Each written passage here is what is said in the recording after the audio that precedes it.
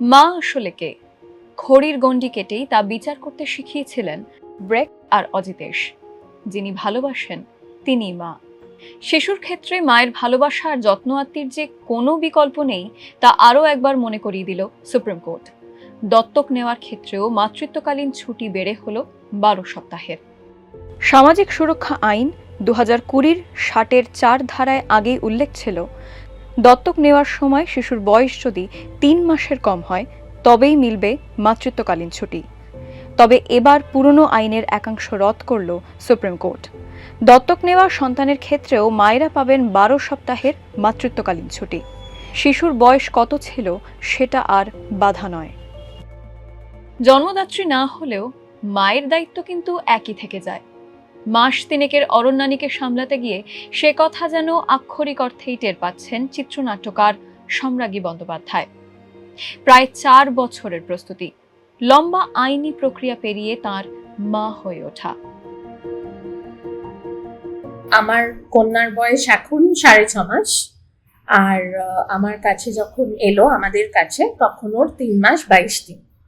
তো এই কমাসেরই আমাদের জার্নি, কিন্তু মনে হচ্ছে অনেক দিনের জার্নি। আমরা অ্যাডাপশনের জন্য অ্যাপ্লাই করেছিলাম 4 বছর আগে। তো একটা খুব লম্বা সময় যাত্রাপথ অপেক্ষার ফাইনালি আমাদের মেয়ে অরণ্যানী সে আমাদের কাছে এলো। এখন এভাবেই কাটছে দিন। 9-এর দশক থেকেই বদলে গিয়েছে সংসারের যৌথ ছবি। পরিবারের পরিধি ছোট হয়েছে অনেকটাই।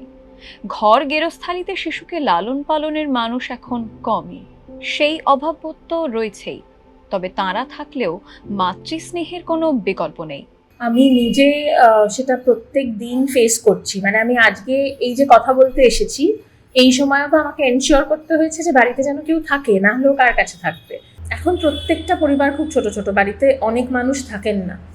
কিন্তু ধরো যদি থাকেও, তারপরেও মা বাবার সঙ্গে যে অ্যাটাচমেন্ট বা মা বাবার সঙ্গে যে আত্মীয়তা, সেইটার তো কোনো বিকল্প হতে পারে না। ফলে একজন মায়ের, আমি তো বলবো বাবারও, এই ছুটিটা কিন্তু অত্যন্ত প্রয়োজনীয়। শিশু এলো কোথা থেকে? মা জানেন, ইচ্ছে হয়েছিল মনের মাঝারে।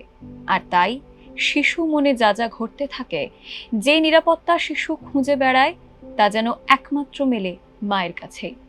মায়ের অমেই শিশুর উপশম। এই সময়টা একদম শুরুর দিকে বেশ কয়েক মাস মা যদি বাচ্চার সাথে থাকে, হোল্ড করাটা ভীষণ দরকার। লাভ, কেয়ার, নার্চার, এই জায়গাটা, এই সময়টা ভীষণভাবে প্রয়োজন হয় তার একটা ইমোশনাল হিলিং এর জন্য। আমি একটা আনঅর্গানাইজ সেক্টরে কাজ করি। আনঅর্গানাইজ সেক্টরের কিছু অসুবিধা আছে, কিন্তু অর্গানাইজ সেক্টরেও যখন মানুষ দেখছে যে সেই ছুটিটা পাচ্ছে না, সেটা খুবই দুঃখের। কিন্তু সেই জন্যই আমি বলবো যে আমাদের কাছে, মানে আমাদের সবার কাছে, আমাদের কাছে মানে আমি শুধু বলছি না অ্যাডাপটিভ মাদারদের কাছে, আমি আমাদের কাছে মানে বলছি যে কোনো সেন্সিবল রেশনাল মানুষের কাছে সুপ্রিম কোর্টের এই যে নতুন আইনটা, সেটা একটা অন্য মাত্রা ডেফিনেটলি রাখে। মাতৃত্ব বাঁধা ধরা ছক্কাটা কোনো বিষয় নয়। মাতৃত্বের সঙ্গে জড়িয়ে থাকে মানসিক লড়াইয়ের প্রসঙ্গ। প্রত্যেকটা সময়ই একটা নতুন ধরনের অভিজ্ঞতা ওনার হচ্ছে। হয়তো অনেক অ্যাংজাইটিও থাকতে পারে ওনার মধ্যে, অনেক ডাউট থাকতে পারে। তো সেই জায়গাগুলোকে ক্লিয়ার করতে করতে ওনার কিন্তু এগিয়ে যাওয়া, ফলে প্রিপারেশন ওনাকেও নিতে হয়। এই জার্নিটা উনিও যান, মানে যিনি দত্তক নিচ্ছেন সেই মা কিন্তু এই জার্নিটার মধ্যে দিয়ে যায়।